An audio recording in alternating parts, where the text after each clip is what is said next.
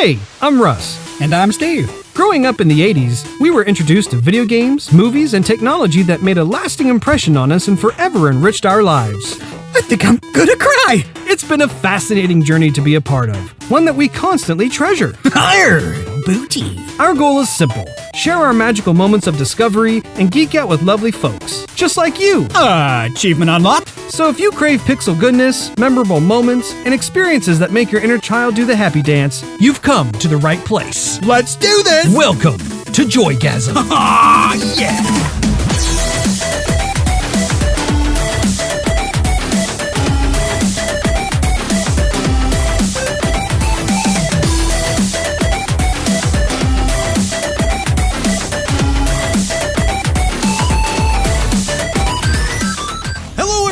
Welcome back to Joygasm, where we talk about video games, movies, and pop culture. My name is Russ, Xbox Live Toaster 360, and joining me is my gregarious brother Steve, Xbox Live Stevavitch, as we start episode 36 on this September 2nd, 2017.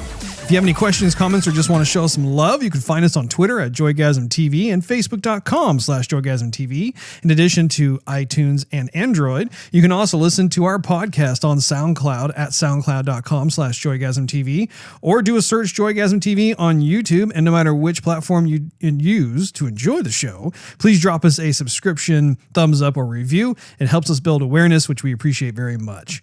We have a great show for you today. In video game news, we check out the latest Overwatch animated Junkertown The Plan short and the Sonic Forces release date / swag info. Movie news includes the latest addition to the standalone Han Solo movie, Justice League credit info pertaining to Joss Whedon, and the passing of the original Godzilla actor Haruro Najakima. Our topic of the day is Overwatch Deathmatch impressions. But first things first, how you doing, Steve? Russ, you know, they can also find us on Twitch.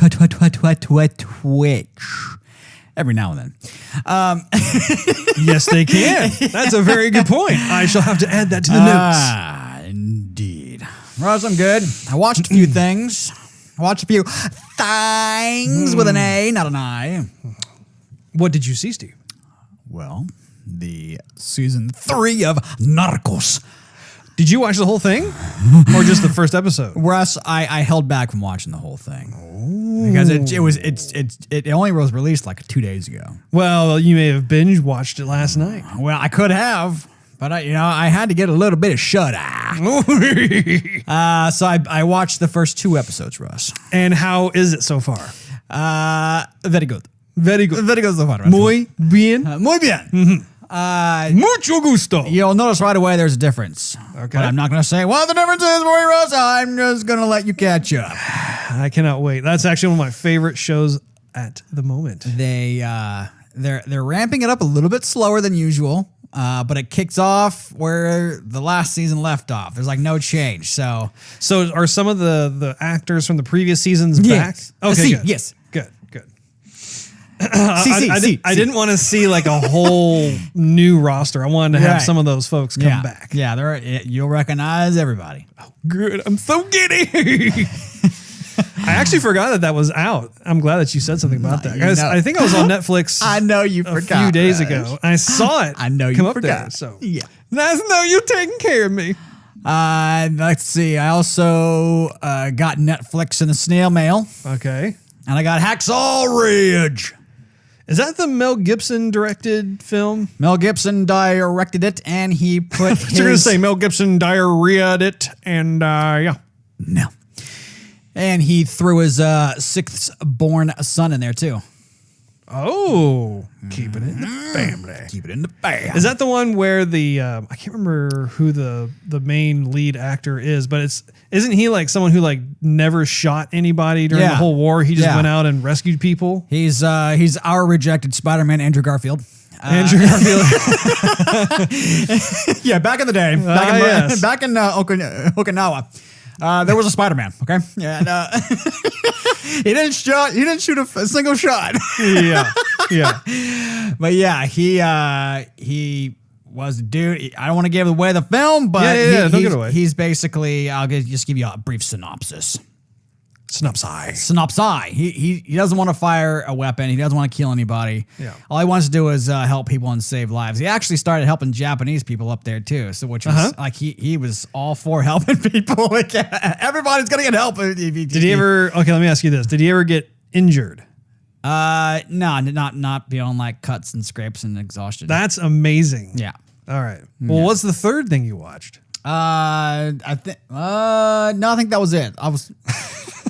I went through a few shows. You be holding up like a number 2 to me, but you say 3. You're like, I have 3 things I saw. I'm like, I thought the third thing is like, leave me. I don't know. I don't want to have any like dead time and like thinking about it. I forgot what I watched.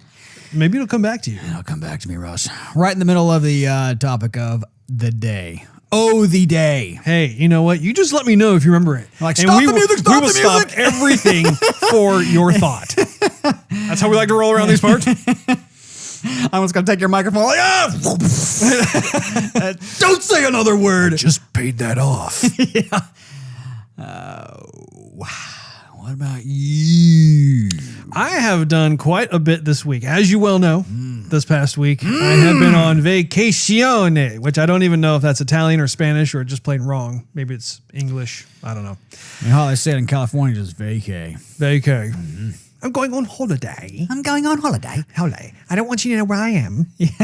But no, it's been great. It's been absolutely refreshing to be able to do what it is that I want to do when I want to do it. I need a holiday, Gandalf. And in fact, I don't wish to ever come back. I mean not to. Oh, yeah. Good old Bilbo Baggins. Bilbo Baggins. So what I did was I played quite a bit. Let's see here. I have been playing a lot of Horizon Zero Dawn, which you've actually seen me play some of.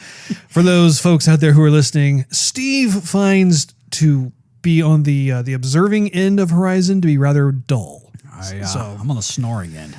I do think that if you were to play it, though, I think you would really enjoy it because the gameplay mechanics are just spot on the whole time. Actually, Steve was there with me when I first discovered a Stormbird, which is not to be confused with the Glinthawks. The Glinthawks are kind of annoying in their own way, but the Stormbird kind of made the old butthole pucker there a little bit. Just when I saw it, I was like, oh! I don't want to attract the attention of that. And of course I did. But were you proud of me, Steve? I was. First time out. Took it down. Yeah, bow and arrow went right through metal and iron and cast alloy and whatever. Hog-tied to make it my own. That's right. Mounted up on my wall. Stuffed it with nothing because it's metal. It's metal. It's already stuffed with wire. It holds up rather well. You got me thinking about Gandalf now. That's good. That's a good thing. I like to. The ring, Bilbo, is still in your pockets. What is it now?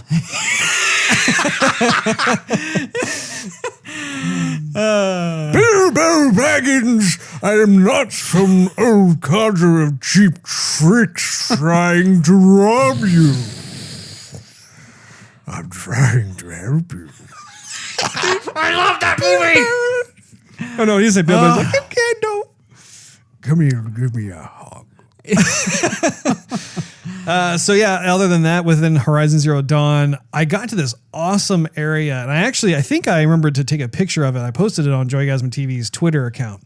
But seriously, one of the coolest environments I have seen in gaming history. Let me tell you, like you go through. I don't want to give it away too much, but basically you reach this point of the main quest where you are discovering a bit more of humanity's past, and you're obviously in some sort of ginormous, like military-esque hangar bay that looked like something that you'd store a lot of just really large military aircraft stuff. Military stuff. But in there, you could tell like a battle was waged many years ago, and you're seeing kind of the leftovers from that. And you can see like this huge, like nightmarish cyborg character that like those squiddies from The Matrix. Those are the Sentinels. The Sentinels, yeah, but they call them squiddies. Ah, sure, Russ. Steve, I just watched the entire trilogy recently, so this lingo is fresh in this noggin. But you are correct. They are the Sentinels. Yes. Anyway, they're think of kind of sort of like that, only way bigger, like the size of a skyscraper. You have to use the correct classification of the machine. Correct.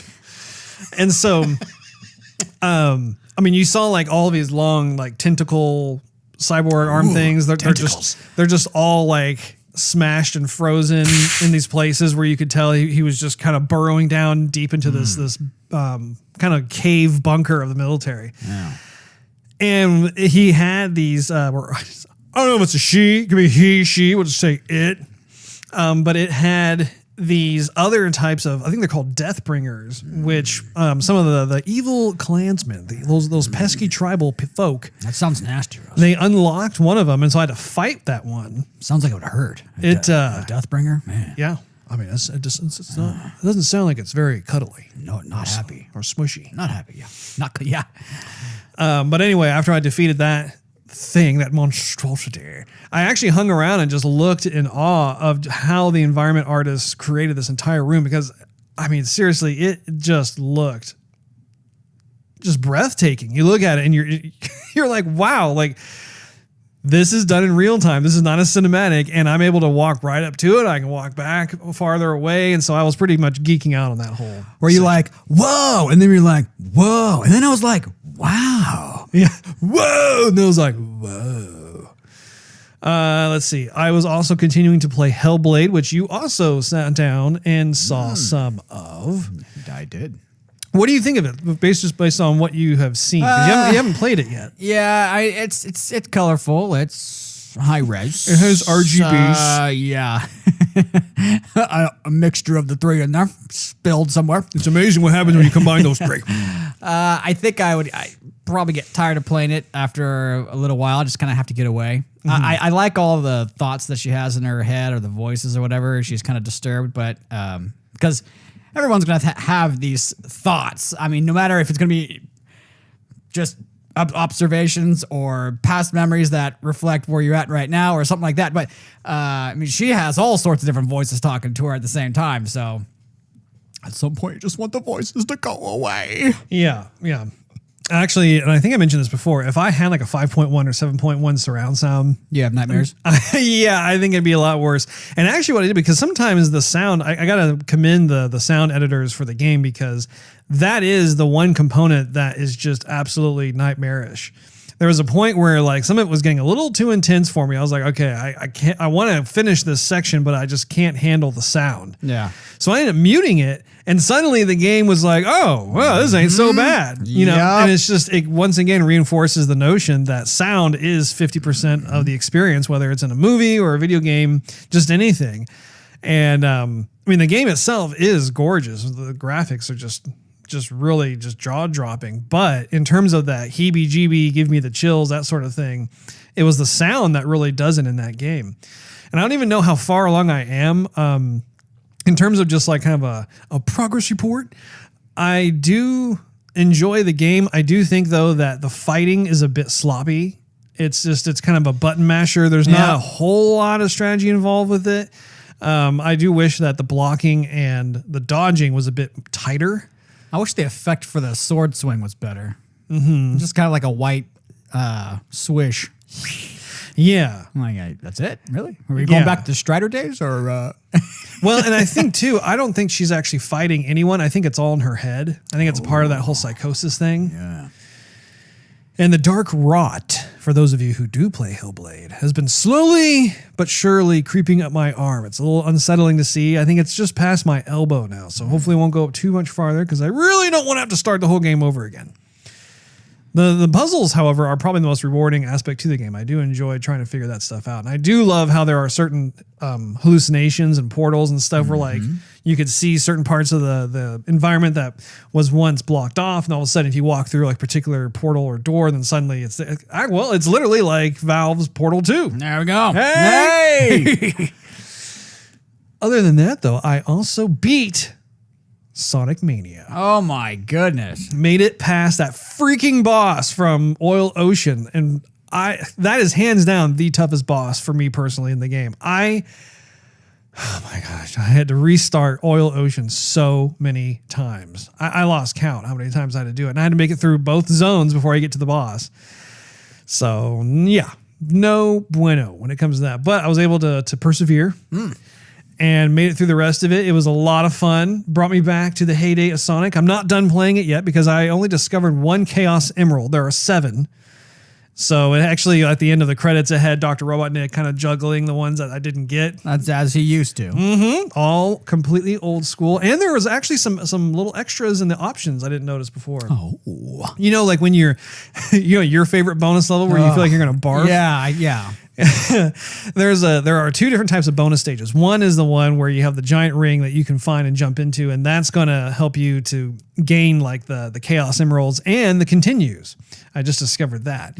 However, the other one where you hit like a checkpoint and you jump into the little like sparkly ring that generates from it, if you have enough rings on you, it's that weird like checkerboard sphere planet thing where you're trying to hit all the blue dots and dodge the red ones and stuff. Those are the ones where like you'd always get one of those little, it looks like a coin of some kind, like a dime or a nickel or something like that. I think those pertain directly to being able to unlock a lot of the extra features that are currently, locked.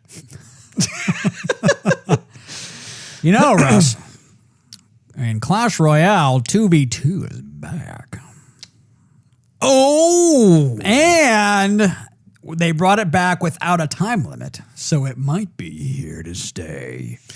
Very interessante. Very nice. Yes, and I did my classic thing where I get past the point where I'm in like the competitive trophy range. Oh, sure. And I don't want to go below that because you get like a special chest. As long as you're beyond 4,000 trophies, you get a special chest where you can actually, you don't have to necessarily accept what they give you. They'll give you a choice of different cards. It's Right. like, okay, we're going to give you one of these 2. Which one do you want? And you go, oh, I want that one. And they go, okay, fine. Now these 2. Which one do you want? So you get more of a choice.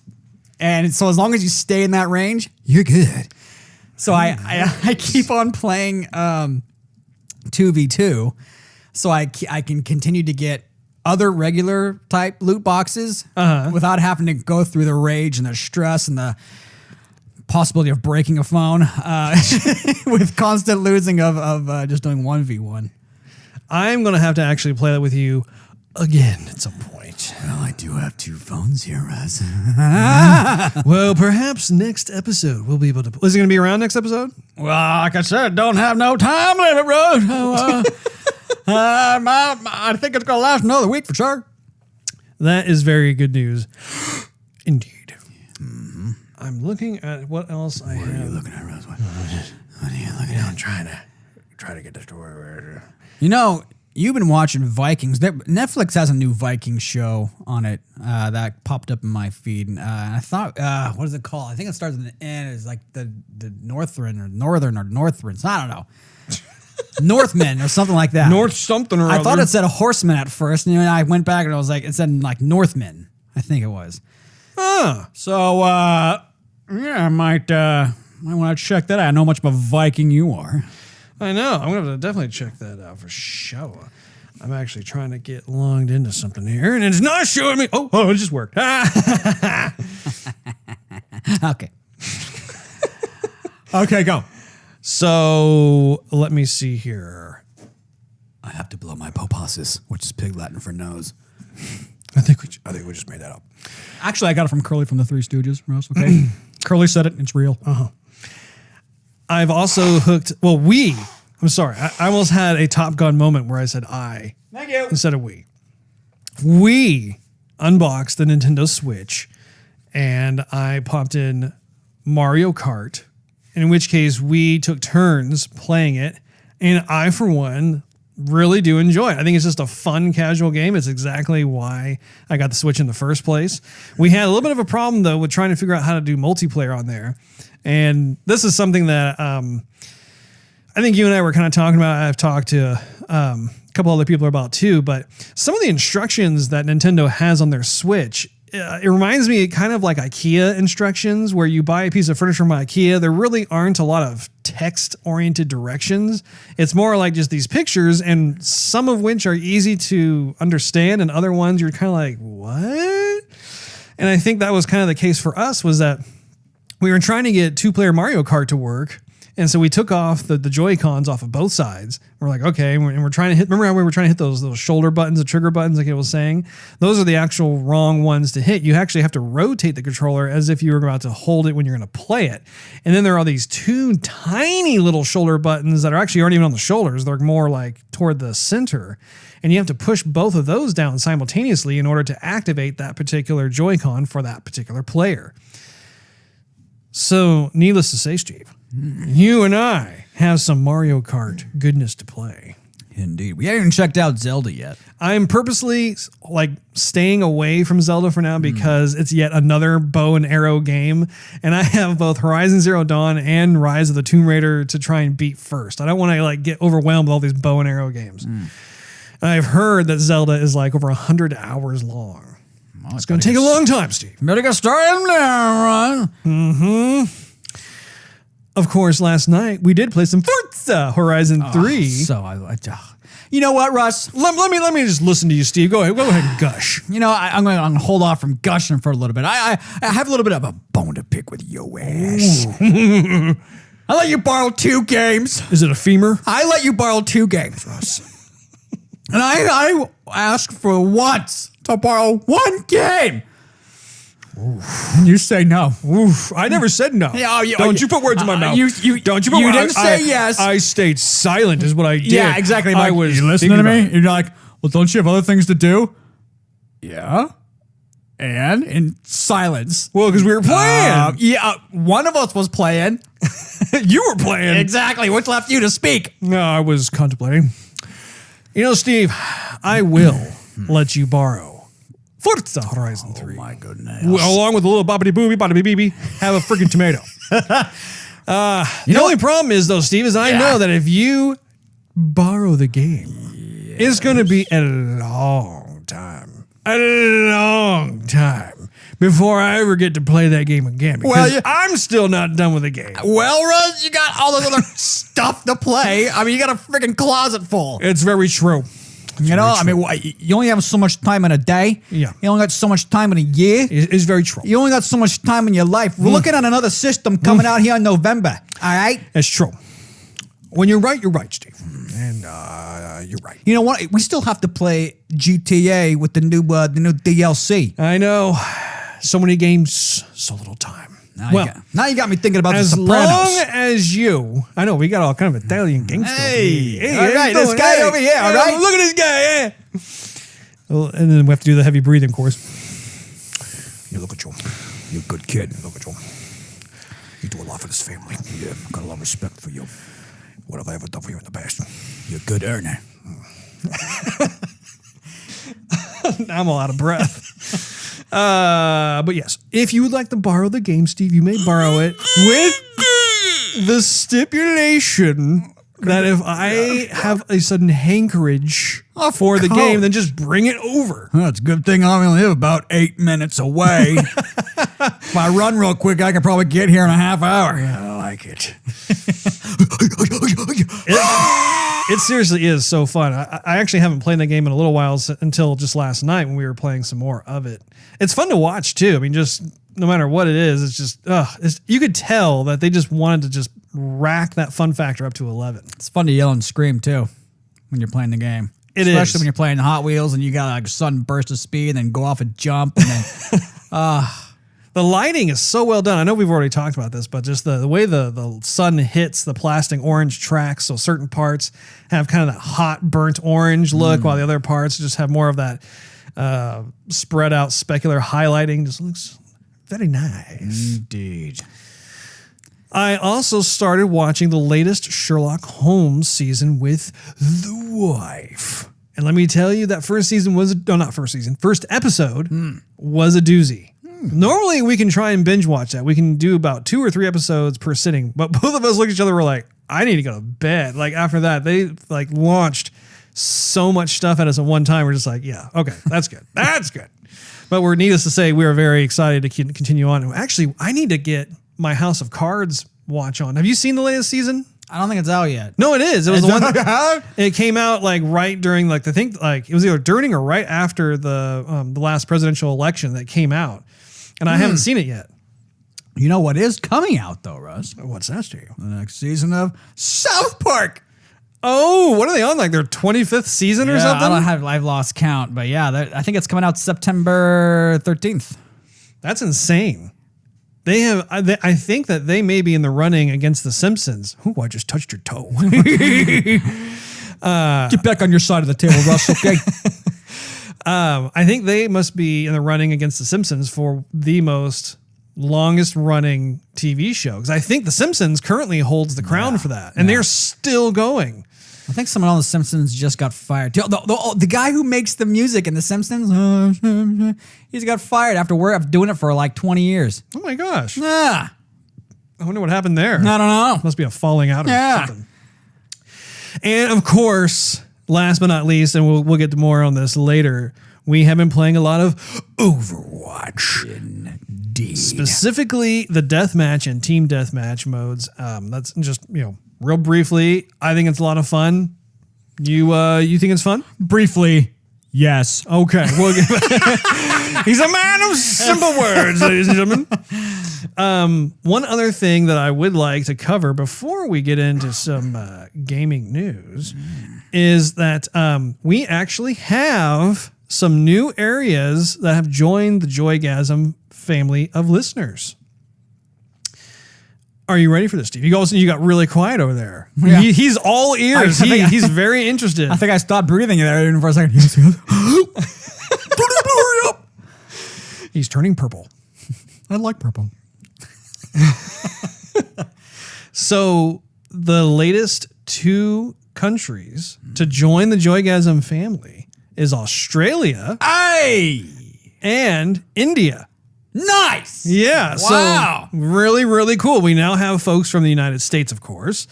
We have Japan in second place. We have Germany in third. We have Canada, France, United Kingdom, Spain, Ukraine, Australia, India, and the United Arab Emirates. And, it's very, like I said, very small, humble beginnings. We've had 2 folks from India and 2 folks from Australia. So a heartfelt welcome to the Joygasm family. We're happy to have you here. Hopefully you'll stick with us for a long time. Hopefully we'll be able to hear from you guys too.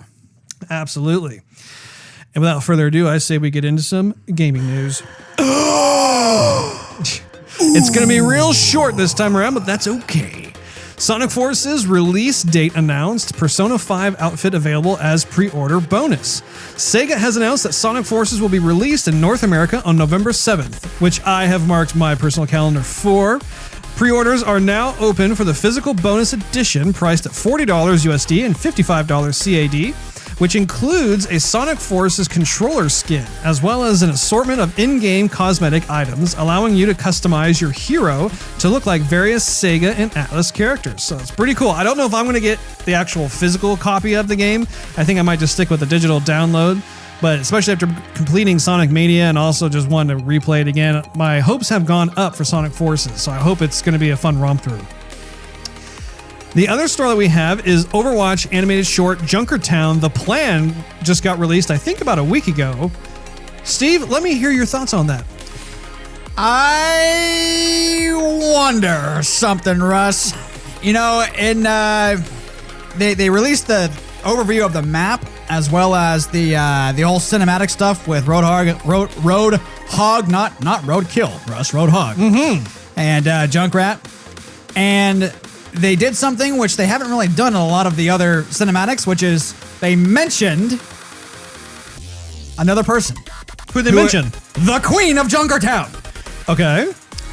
Now, I got a theory.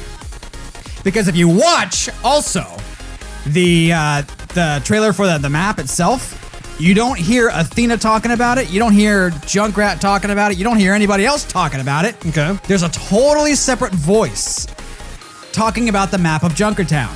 And I have a theory, Russ. Why would Blizzard, who's got a ton of contracts out for voice people and actors and whatnot, hire somebody else just to do one trailer? Huh?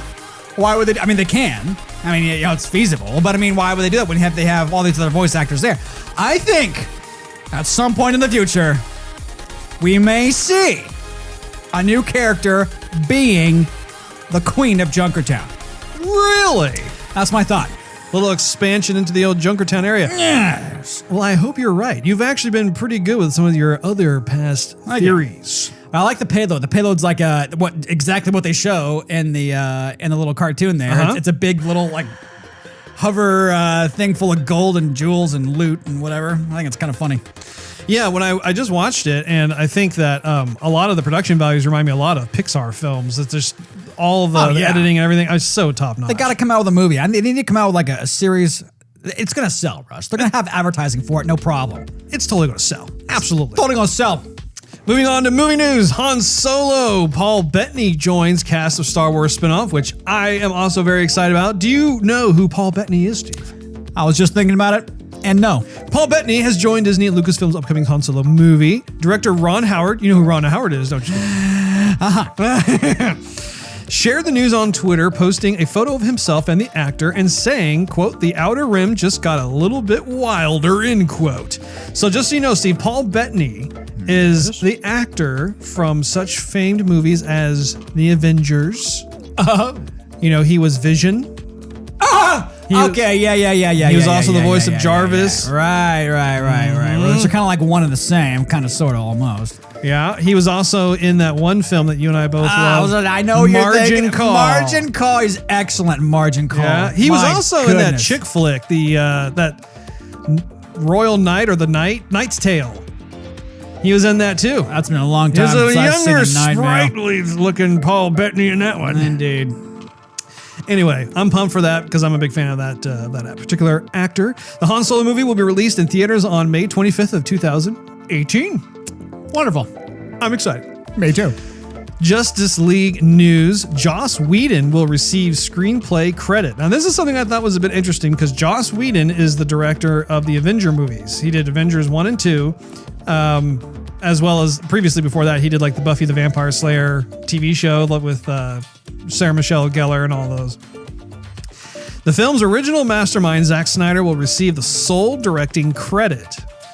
Whedon, who took over for Snyder earlier this year following a family tragedy, will share a screenplay credit with the film's original writer, Chris Terrio. Terrio and Snyder will still share a story credit. These credits were revealed in Warner's fall preview press notes today. It's notable that following the seemingly extensive reshoots on Justice League, Whedon won't be getting any kind of co-directing credit with Snyder. And that's something that I don't know, I go back and forth on it. I think Whedon is probably going to be gracious about it, but it strikes me as kind of, you know, him swooping in like that is actually a really big solid he's doing for the movie as well as the production house. I don't know.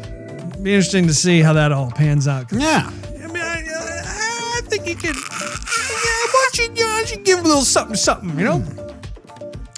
Finally, Haruro Najakima, the original Godzilla actor, dies. According to NPR, Haruro Najakima, the Japanese actor who was the first person to put on the Godzilla suit and bring the iconic monster to life, has died. He was 88. Nakajima died Monday of pneumonia, his daughter and the Japanese movie studio Toho confirmed to multiple news outlets. Nakajima played Godzilla in the 1954 original and 11 subsequent films, donning the suit that he said weighed about 220 pounds. Oh, yeah. And wreaking havoc on model cities and rival monsters. I'm sure he did. I waiting that just and I don't think there was any air conditioning in there either. No. I mean, that's like, give mad props to that guy. I'm sure he destructed a few things. Get me out of this thing! That's probably why he looks so angry. He's trying to get out of the suit. Yeah, that's where the Godzilla noise came from. It's him inside going, He began his career in samurai films, including a small role in Akira Kurosawa's legendary 1954 film, Seven Samurai. I had the samurai top knot hairstyle holding a sword, and I often played the guy who gets killed, Nakajima said in an interview earlier this year with The Great Big Story. Nakajima recounted that he got the attention of Godzilla director Ishiro Honda on the set of a World War II film. There was a scene where an airplane was on fire and an actor had to jump out of it. That was my role, he said. Quote, Mr. Honda saw this scene and thought, this guy is full of energy. End quote. They came to see me as someone who had guts, and I think that's why they wanted me for the role of Godzilla.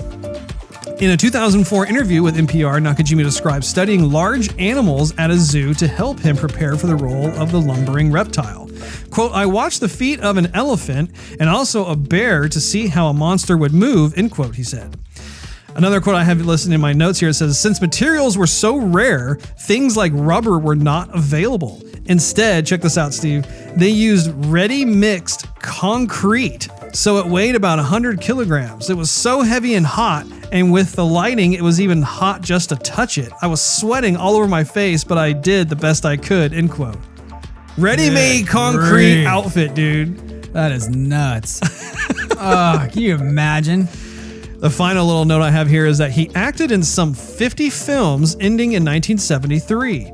According to the New York Times, Nakajima, quote, is reported to have briefly taken a job at the bowling alley on the Toho Studio lot, end quote, and later made regular appearances at comic and movie conventions. So our best goes out to his family. Definitely wish them condolences on what's going on, but at least it sounded like he had a pretty long and just eventful life altogether. And that's about it for movie news. No. I have to give you credit, by the way, Steve, because you were the one who actually came across that story. I'm glad you told me about it because, you know, it's worthy of remembrance. May he rest in peace. I do believe that without further ado, Steve, it is time for the topic of the day.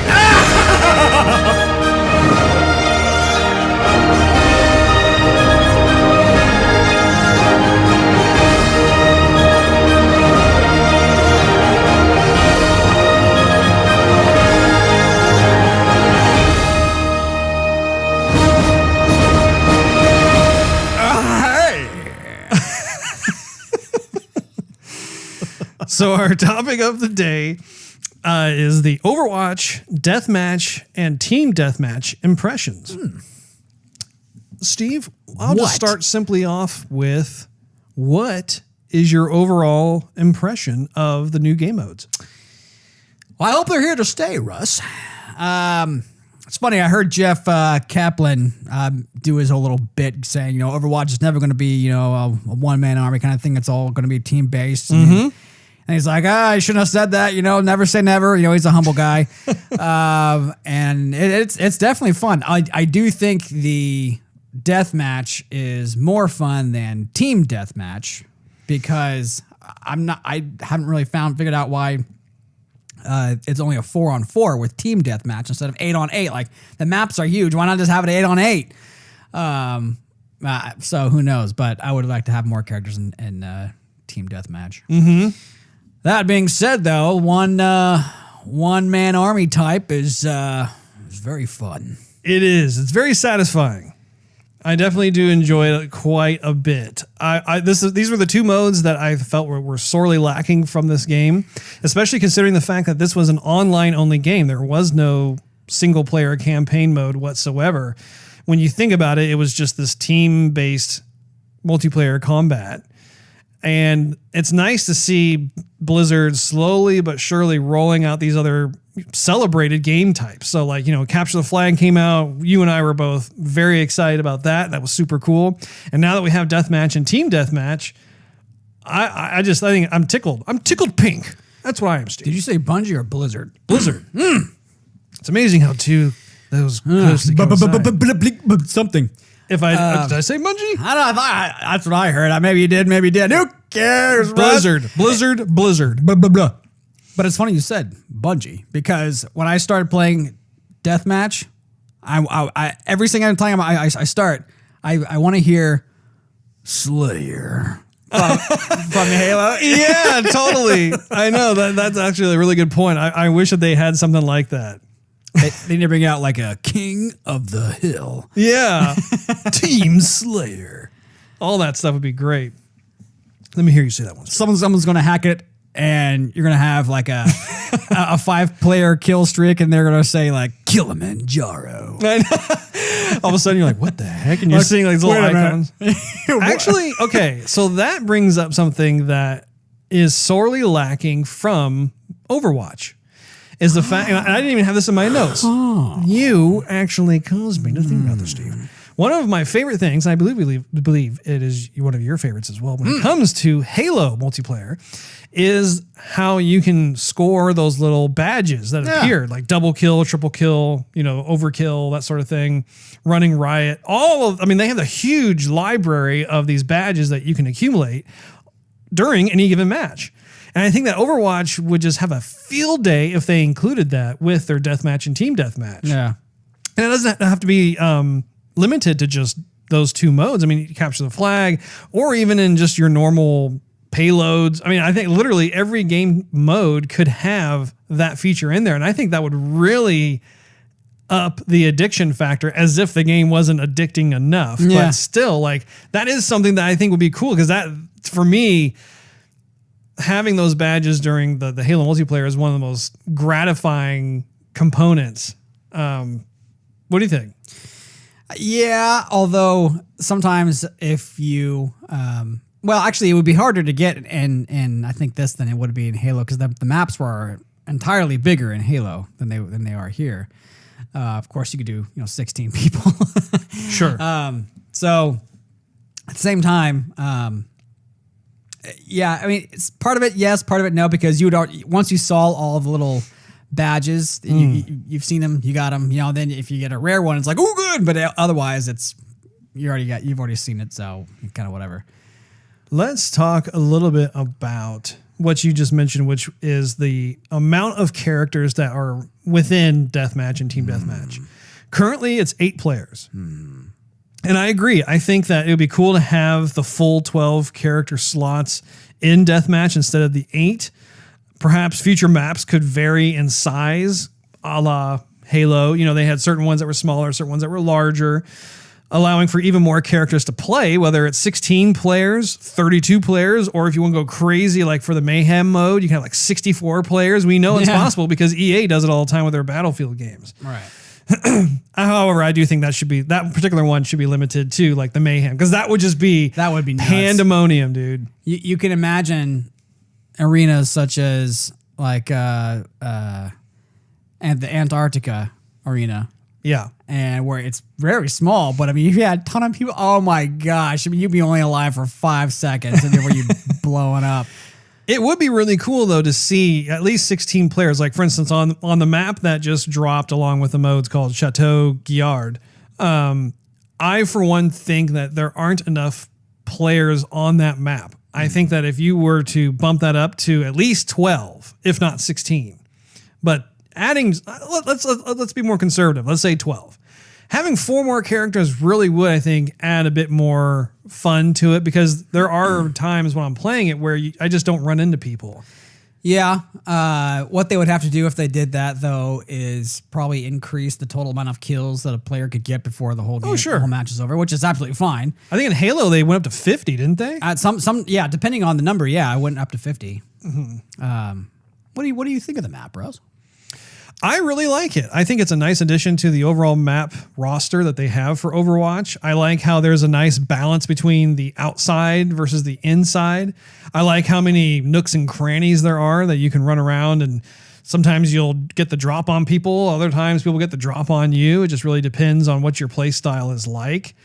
I do like how the flow of the gameplay seems to be organic, in that there's not one particular place that people constantly get stuck at. Having said that, I will say that there is a part of the map which has that kind of that stone catwalk with the health at the top. It's right next to that little green springboard thingy. If I had to choose a certain area of the map, that seems to be kind of the common grounds that people find themselves in, which is pretty interesting. I don't know why that is, but that's not to say that it's not it's like every time you play, that's where everybody goes. That's not the case. It just really depends on who you get matched up against and see what happens from there. Well, I think because inside it's a little bit claustrophobic, which is not necessarily a bad thing, because that means other characters that are like, for example, not Farah, that can fly off into the distance and shoot you from afar. Like Winston, for example, he's really close up.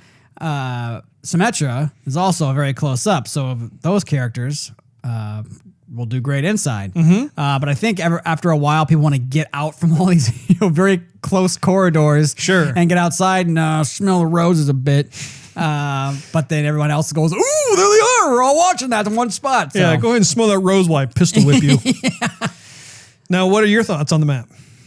I think it's pretty. I think they, one thing they do in the title screen is you see a storm developing in the background. You see a little lightning and stuff, and I wish I could see more of that. Not necessarily that I'm paying attention, but I like those details. I mean, while you're in Ilios, for example, you see yachts and stuff going by.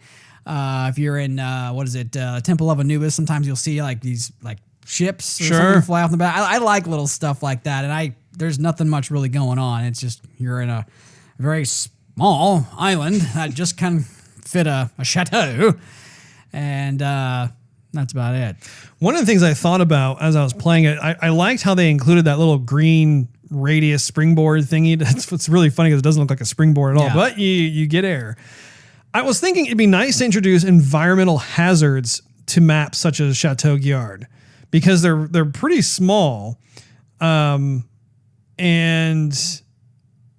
it would add another dimension to your playing strategies. Like right now, the strategies largely revolve around the idea that if you're a Pharaoh, you want to kind of hang out more along the outskirts, right? Wait for people to come outside and take them out. Or if you're a Reaper or a Tracer or Symmetra, you want to hang out more inside because you want to try and draw people inside, that sort of thing. And that's all well and good. But one of the things I was thinking about with regards to Overwatch and the maps is the idea of like, well, what could you do? Like in the Chateau, like what if you had like booby traps everywhere? Not everywhere, literally, but just having certain things that if you're not watching where you're going, you could, injure yourself or you could kill yourself, whatever it may be.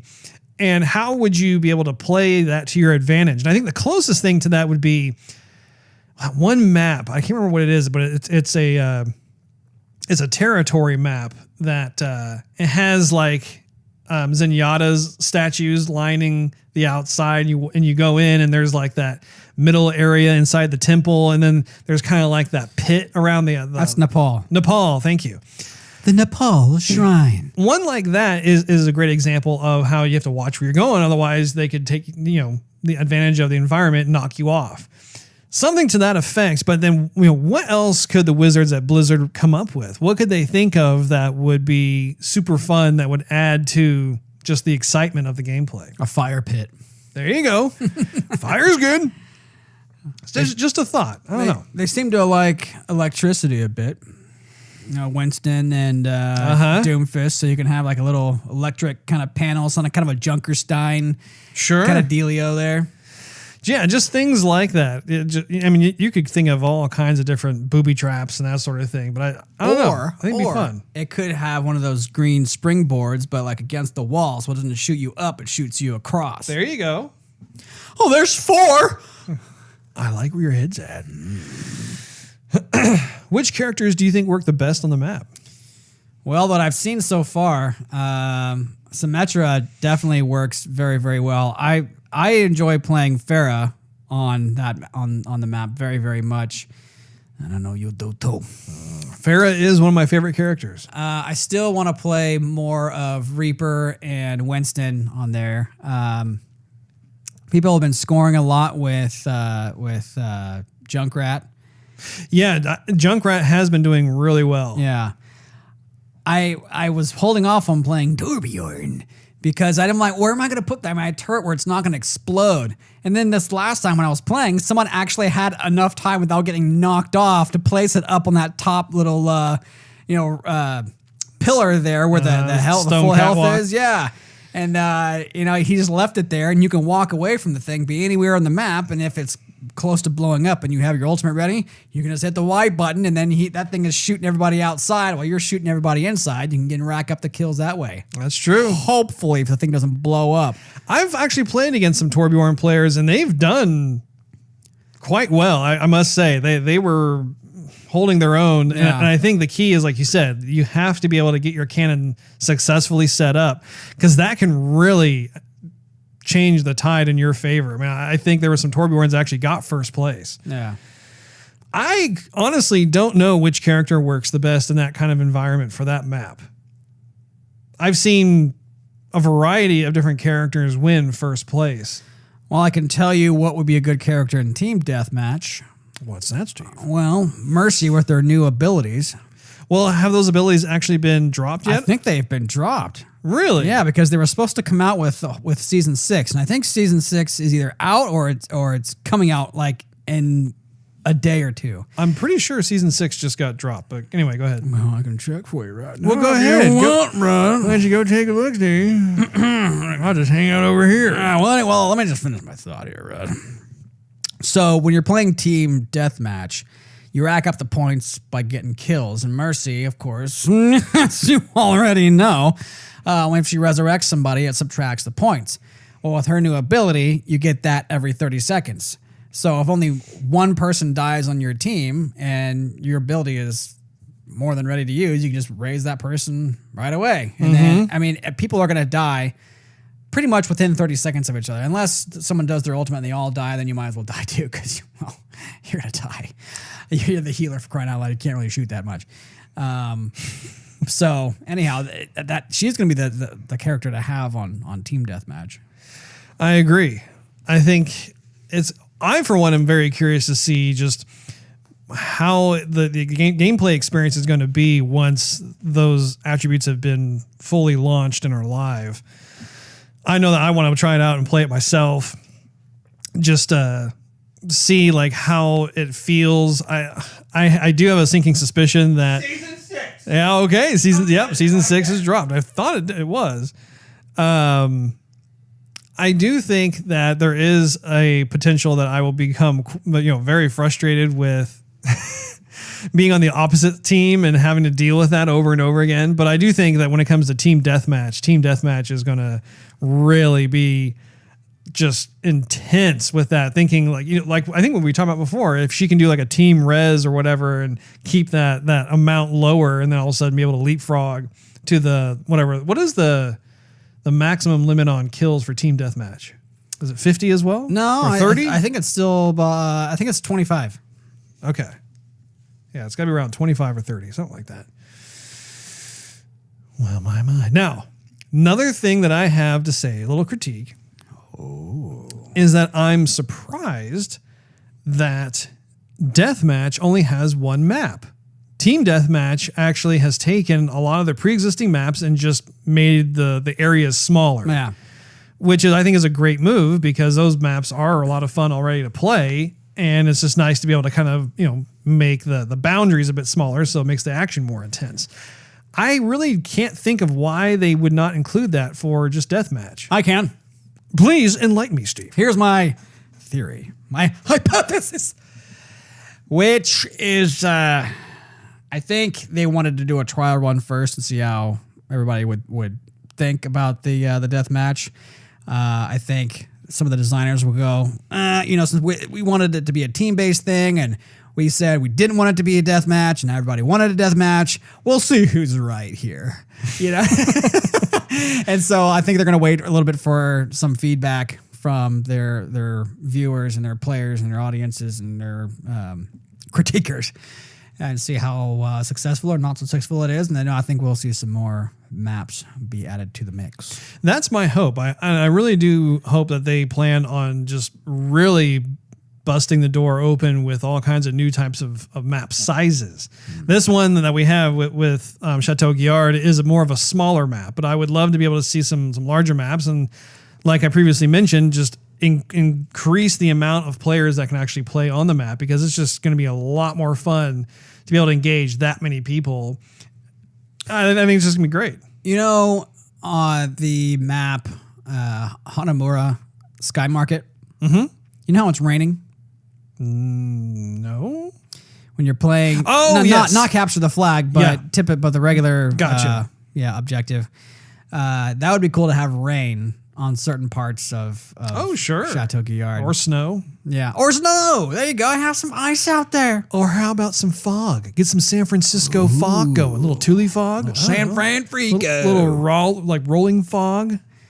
Not be able to see where you're going. See, there you go. See, play with the weather effects a little bit, Or depending on the season. What if the entire map was based around some sort of architecture that was on fire? So there was fire everywhere. Gee whiz, Russ. A little fire and brimstone. Yeah. Smoke and fire. Can't really tell where you're going. Going back to the environmental hazard idea, certain parts could all of a sudden burst apart and stuff and you'd fall down or whatever. I mean, I think it's a hot idea. That really warms my spirit. yeah, I bet it does. Well played. I'm sweating with excitement. Okay, I'm going to stop. No, you're on a roll. I'm impressed. I think that's about all that I have regarding this. Did you have any other thoughts? I'm definitely glad it's there. I mean, just to recap, very happy that both. I'm very glad that I'm glad. Really glad with the math of death, match, team match, death. Something like that. They have other levels in the chateau that I would like to explore, Russ. They kind of just have the base level and a sub level, but not like a second or third level. Like a clock tower. Indeed. Mm-hmm. Maybe someday in the future they'll expand upon the map. Probably not. Well, like I said, I'm very. Oh, I see the lightning. What you're talking about? Yeah. Yeah. Yeah. You see, Russ, just like in Horizon, I too have the nickname of Storm Bird, Storm Crow, Storm Chaser. Call you Chicken Little. Did you have any other final thoughts regarding deathmatch or team deathmatch? Now that my laugh really hyperventilated me, no, I think I'm done. I think that's about it. I'm going to start coughing in a second. Well, I think that wraps it up for this episode. If you have any questions, comments, or just want to show us some love, you can find us on Twitter at Joygasm TV and Facebook.com/Joygasm TV. In addition to iTunes and Android, you can also listen to our podcast on SoundCloud at SoundCloud.com/Joygasm TV or search Joygasm TV on YouTube and Twitch. Hey! Just do a search for Joygasm TV on Twitch, as we are really starting to use that channel aggressively. We're on there multiple times a week. We tend to, I'd say, sign on right around, 9 p.m. Central Time. But we haven't got any clips up there. We're just usually just live. Yeah, we're just live. We don't have any pre-existing clips that we do. Sometimes we'll do play of the week clips that we'll post up on YouTube if you guys are interested in checking that out. But that is something that we're going to need to work on, actually. I think we need to be a little more informative and let folks know precisely when we'll be on, that way they can join us. Actually, the last time I was on there, we did quite a few. We played some Overwatch. We played some Hellblade. I believe we played... Oh, what was that other one? Horizon. We played some Horizon Zero Dawn live, so that was a lot of fun. Sonic too, yeah, I played some Sonic Mania on there, and I think we had about 5 of you join in, and that was really cool. Actually, I think it was 11. At one point, it was 11. Oh, it was 11. Yeah. So that'd be a fun thing to do, because that is a big part of our show as well, is to just be able to engage in gaming with you guys. That's why we're, a big reason why we're doing this, in addition to the movies and pop culture, that sort of thing. So plus, it'd be a good way to interact. I mean, people can comment right there and then. The chat room, absolutely. Sure, yeah. And the nice thing is that odds are one of us is probably just hanging out, watching the other one to play, and so they'll be able to interact with you guys throughout the chat room as well. Be sure to join us next episode, as our topic of the day will focus on Apple conference predictions. But until then, happy gamers. See you guys.